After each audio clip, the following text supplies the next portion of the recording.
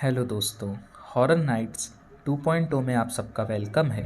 अगर आप लोग हमारे चैनल पर आए हो तो वीडियो को एक लाइक देकर चैनल को ज़रूर से सब्सक्राइब कर लेना और ऐसे ही और भी इंटरेस्टिंग कहानियाँ सुनने के लिए बेल नोटिफिकेशन को ज़रूर ऑन कर लेना।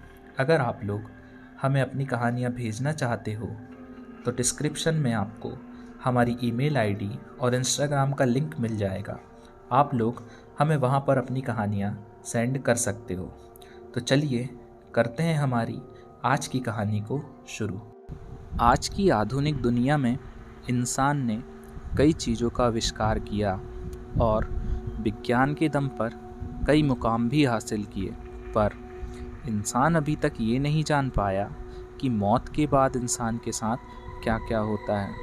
लोक कथाओं की माने तो कई जगहों पर ये माना जाता है कि इंसान की मौत होने पर वो तारा बन जाता है, पर जैसे जैसे गांव बदलते हैं वैसे वैसे ही ये कहानियाँ भी बदल जाती हैं। बात कुछ साल पहले की है। मैं अभी अभी नहाकर लौटी थी कि खबर आई कि गांव के पुराने कुएं में कुसुम गिर गई है। देखते ही देखते ये खबर आग की तरह फैल गई। सबको कुसुम की फिक्र तो थी ही, पर सबसे बड़ी फिक्र उसके बच्चे की थी जो कि कुसुम के पेट में था। मैं दौड़ी दौड़ी पुराने कुएं के पास पहुंची तो देखा वहां पर पहले से ही काफ़ी भीड़ जमा है। गांव के एक आदमी ने कुएं में छलांग लगाई और कुसुम की लाश को रस्सी से बांधा, क्योंकि कुसुम को तैरना नहीं आता था और उसने अपना दम भी तोड़ दिया था। उस समय वो पेट से थी। पानी में गिरने के बाद वो चीखी होगी, चिल्लाई होगी, पर पुराने कुएं में कम ही लोग पानी भरने आते थे, क्योंकि कुसुम का खेत कुएं के बगल में ही था। इसलिए उसका इस कुएं पर आना जाना लगा रहता था। पहले भी कई बार वो इस कुएं से पानी भर चुकी थी, पर इस बार उसकी किस्मत में कुछ और ही लिखा था। लोग कुसुम की लाश को ऊपर खींचने लगे। जैसे ही कुसुम की लाश को ऊपर निकाला गया, उसके घर वाले फूट फूट कर रोने लगे। घर में नए मेहमान के आने की खुशी अब मातम में बदल चुकी थी। कुसुम का पति तो सुन्न होकर कुसुम के चेहरे को ही देखा जा रहा था। ना ही वो रो रहा था और ना ही उसकी आंखों से आंसू आ रहे थे। वो तो बस बिना अपनी पलकें झपकाए कुसुम को ही देखा जा रहा था। कुसुम तो वैसे बहुत दुबली पतली थी, मगर पानी में ज़्यादा देर रहने के कारण उसका शरीर फूल गया था। मैंने ये नज़ारा अपनी आंखों से पहली बार देखा था। हालांकि मुझे डर तो लगना चाहिए था, पर पता नहीं क्यों मुझे डर लग ही नहीं रहा था। पर हाँ, एक अजीब सी बेचैनी ज़रूर हो रही थी। पुलिस मौके पर पहुंची। उसने गांव वालों का बयान लिया और अंतिम संस्कार करने की इजाज़त दे दी। पुराने कुएं वाले खेत में ही कुसुम का अंतिम संस्कार किया गया। मौत तो इंसान के हाथ में नहीं होती। शरीर से आत्मा कब निकल जाए किसी को पता नहीं चलता। कहते हैं अंतिम संस्कार के बाद इंसान की आत्मा को शांति मिल जाती है। मगर दोस्तों, क्या हो अगर आत्मा खुद ही शांति ना चाहे तो? उस रात ऐसे कई सवाल मेरे मन में उठने लगे। मैंने कई बार अपनी करवटें बदली, पर मुझे नींद ही नहीं आ रही थी। पर वक्त के साथ साथ सब ठीक हो जाता है। उस हादसे को गुजरे हुए अब कई महीने हो चुके थे। एक बार एक मजदूर उस पुराने कुएं वाले खेत में काम कर रहा था।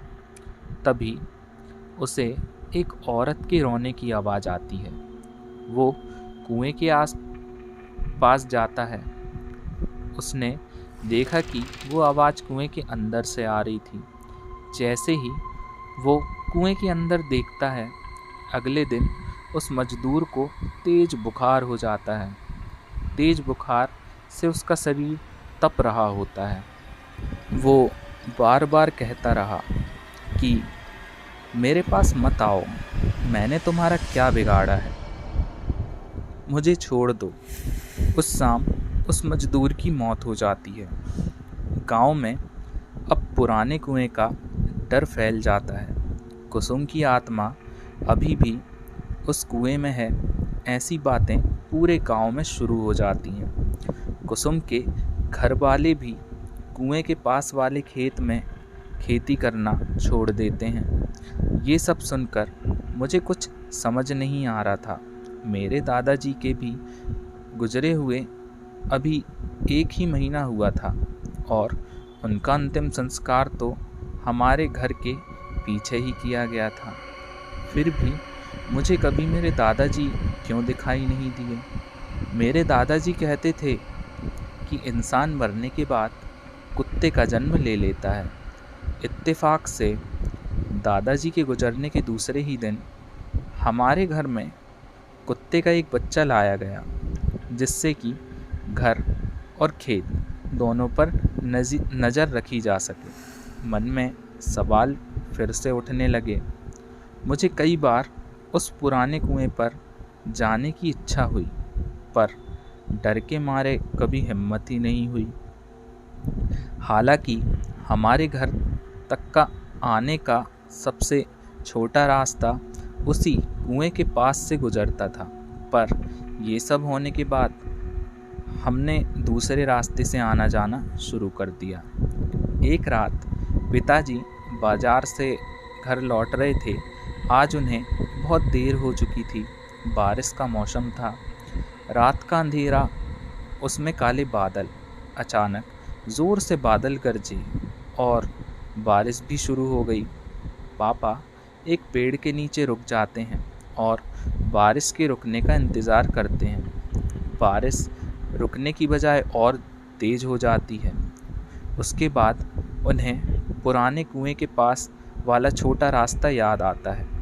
मेरे पापा भूत प्रेत में विश्वास नहीं करते थे।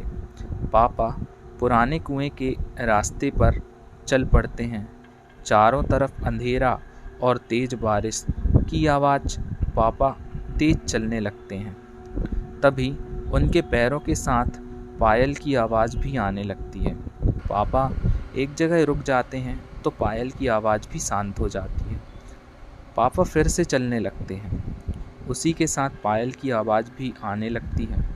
तभी उनके पीछे से कोई गुज़रता है। वो पीछे देखते हैं तो पीछे तो कोई नहीं होता, पर जैसे ही आगे देखते हैं उन्हें कुसुम की आत्मा दिखाई देती है। उसे देखकर पापा की आंखें फटी की फटी रह जाती हैं। वो डर के मारे पीछे जाने लगते हैं और कीचड़ में फंसकर गिर जाते हैं। कुसुम की आत्मा भी धीरे धीरे पापा के पास आने लगती है। पापा अपनी आंखें खोलकर देखते हैं तो हमारा कुत्ता उनका हाथ चाट रहा होता है। पापा उसे देखकर राहत की सांस लेते हैं। पापा आसपास देखते हैं तो कोई वहाँ पर नहीं होता।